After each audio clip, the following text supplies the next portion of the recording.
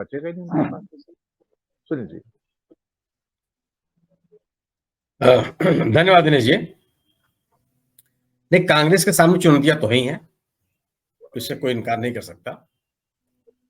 लेकिन ये भी सही है कि अगर सत्तारूढ़ दल अगर किसी पार्टी को खंडित करने का प्रयास करने लगे, सरकार प्रयास करने लगे, तो बड़ा कठिन होता है। ये भी तथ्य है। कांग्रेस ही नहीं, कोई इस देश का कोई भी राजनीतिक दल ऐसा बचा है जिसको उन्होंने न तोड़ दिया हो, जिन्होंने बड़े मजबूती के साथ पार्टी खड़ी की, तमाम चीज किया, लेकिन उन्होंने तोड़ दिया। और और इसमें सबसे बहुत बड़ा रोल कारपोरेट का है। ये जो इतने बड़े पैमाने पर भारतीय जनता पार्टी के पास संसाधन इकट्ठे हो गए और बहुत बड़े पैमाने पर पैसा इकट्ठा हुआ और अनैतिक तरीके से, गैर संवैधानिक तरीके से सब लोग देखते रहे, बल्कि सरकार इसको प्रमोट करती रही। तो इस तरह की समस्याएं आती है, क्योंकि आप अपने आप को रीइन्वेंट बिना संघर्ष किए नहीं कर सकते, संभव नहीं है। और अगर आपकी पार्टी में सत्ता लोलुप लोग रहेंगे तो और संभव नहीं है कि आप अपने आप को रीइन्वेंट कर लें।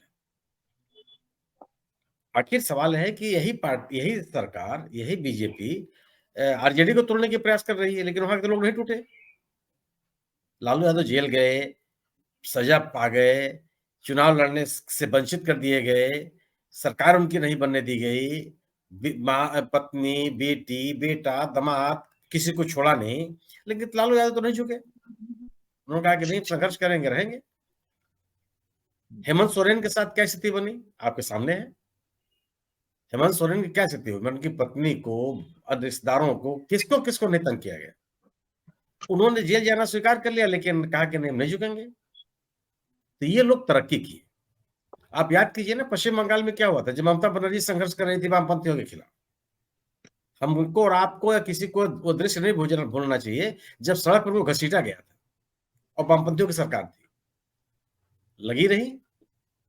और जो वामपंथी 3 दशक से ज्यादा समय तक वहां सत्ता में रहे, आज नाम लेवा कोई नहीं बचा उनका। सवाल यह है कि आपको लेकिन संघर्ष करना पड़ेगा, संघर्ष के अलावा कोई विकल्प नहीं है। और ये तथ्य मैं ये इस बात से सहमत हूं कि कांग्रेस, हम लोग तो हम लोग अब याद कीजिए, हम लोग बार बार कहते थे मध्य प्रदेश के चुनाव के दौरान कि कमलनाथ से पल्ला झाड़ लेना चाहिए सरकार को, कांग्रेस को। ये आदमी चुनाव में जीतने लायक है, जीतने देगा, न लोकप्रिय नेता है और न इसके प्रति कोई आकर्षण है। अब लगातार ये बात कहते रहे, तमाम विश्लेषक इस बात को कहते रहे।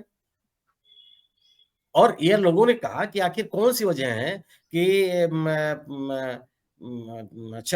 उनके इलाके में 2014 में भी, 2019 में भी, लोकसभा के चुनाव में या विधानसभा के चुनाव में मोदी जी प्रचार करने के लिए नहीं गए छिंदवाड़ा के इलाके में।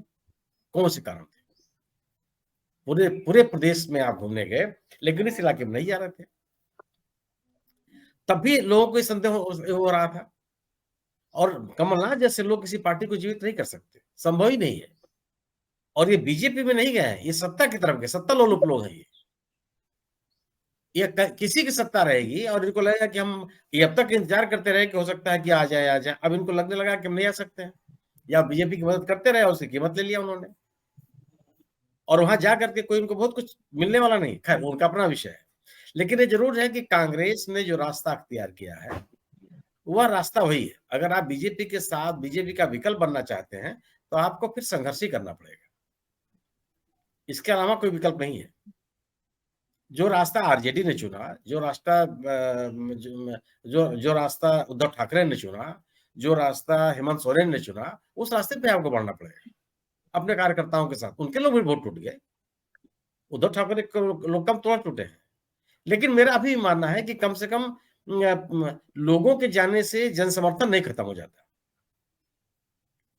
अगर आप 1977 के इलेक्शन में तमाम लोग टूट कर चले गए थे जनता पार्टी में, एक से बड़े बड़े नेता, जगजीवन राम जी चले गए थे, अर्जुन सिंह चले गए थे, नारायण दत्त तिवारी चले, कौन बड़ा भारी भारी जो महारथी थे सब चले गए। और दिनेश जी, मैं इस बात से सहमत नहीं हूं कि सोनिया गांधी चली गई छोड़ करके। सोनिया गांधी के प्रति एक सम्मान का भावना चाहिए। सोनिया गांधी ने एक लोकसभा के सांसद के रूप में कभी भी अपने क्षेत्र के साथ कोई बेईमानी नहीं की है। एक जनप्रतिनिधि के रूप में जितनी प्रतिबद्धता उनकी रही है, अगर वो महिला बीमार नहीं होती, तो मुझे नहीं लगता कि छोड़ के जाती। और स्वस्थ होने के बाद भी सदन में, संसद में बने रहना क्या उनका अधिकार नहीं है? उन्होंने सरेंडर नहीं किया। 2 बार का तो मैं गवाह हूँ, जब मैं प्रेस गैलरी में मौजूद था और संसद की कार्रवाई के दौरान उनको अस्पताल जाना पड़ा था सीधे। तो यह कहना कि ये तो बीजेपी का नैरेटिव है कि वो छोड़ के चली गई, जब उनको नेतृत्व से भागी नहीं कभी वो। लेकिन एक सक्रिय राजनीति का, एक लोकसभा के सदस्य के रूप में जो सक्रियता चाहिए, वो अब सोनिया गांधी के बूते का नहीं है। वो उसके भी कारण, उसका कारण स्वास्थ्य संबंधी है। और एक जो इतने लंबे समय तक कभी सोनिया गांधी का भी चुनाव नहीं आ रही, किसी संघर्ष के मौके पर छोड़ के भागी नहीं। क्या-क्या नहीं कहा गया था उनको? क्या नहीं कहा गया? जो सामान्य व्यक्ति होता तो चेहरा नहीं दिखाता, लेकिन नहीं भागी। राजनीति में आने के बाद जो उनकी शुरुआती एक निर्णय की स्थिति थी, लेकिन जब निर्णय ले लिया सत्ता में राजनीति करने के लिए, उसके बाद तो नहीं लौटी कभी। एक से एक क्रिटिकल मौके रहे। उनके दरवाजे पर भी सीबीआई, आईटी और ईडी पता नहीं कौन-कौन बुलाते रहे उनको, लेकिन वो हटी नहीं। सरकार के खिलाफ संघर्ष के मुद्दे से कभी नहीं हटी। कभी एक मौका नहीं है जब कभी समझौता करती हुई नजर आई हो। कभी ये बार-बार ये कहा जाता था, प्रचार किया जाता था कि वो देश छोड़ के भाग जाएगी, कभी नहीं भागी। हर मौके पर मौजूद रहे और उनके इस निर्णय का स्वागत होना चाहिए।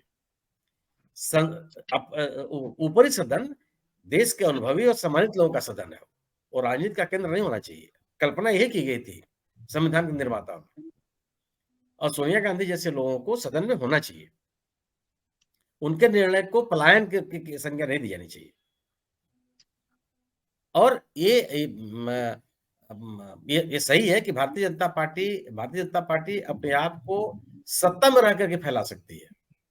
बीजेपी के लोग या बीजेपी के अनुशासनिक संगठन के लोग संघर्ष नहीं करते हैं कहीं। सड़क पे कभी संघर्ष करते हुए इन लोगों को नहीं देखा जाता। जनता के मुद्दे पर आज तक कभी संघर्ष करते हुए नहीं दिखाई पड़े। ये इनका सत्ता में रहना इनके अपने आप को फैलाने के लिए आवश्यक है।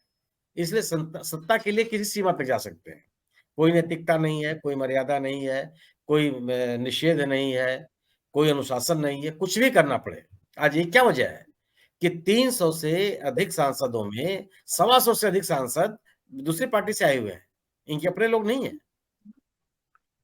दूसरे पार्टियों से आए हुए लोगों को आप मुख्यमंत्री बनाने के लिए मजबूर है, पार्टी अध्यक्ष बनाने के लिए मजबूर है, उप मुख्यमंत्री बनाने के लिए मजबूर है। लेकिन ठीक है, जो जीता वो सिकंदर, वो बिल्कुल सही है।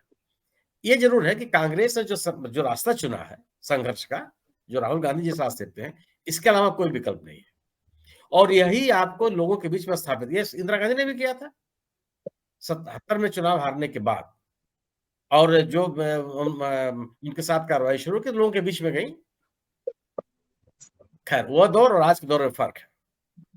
आज बीजेपी जैसे एक पार्टी से मुकाबला है, लेकिन संघर्ष के अलावा कोई विकल्प नहीं। और मुझे लगता है यह है कि जिस रास्ते को चुना है राहुल गांधी ने, वह किसी न किसी नतीजे पहुंचेगी और नतीजा बेहतर होगा। जी। आलोक जी की बात अधूरी रह गई थी। आलोक जी अपनी बात पूरी कीजिए। हाँ, एक मैंने वो खाद वाली बात तो आपको बता ही दी थी कि उन्होंने ये तय कर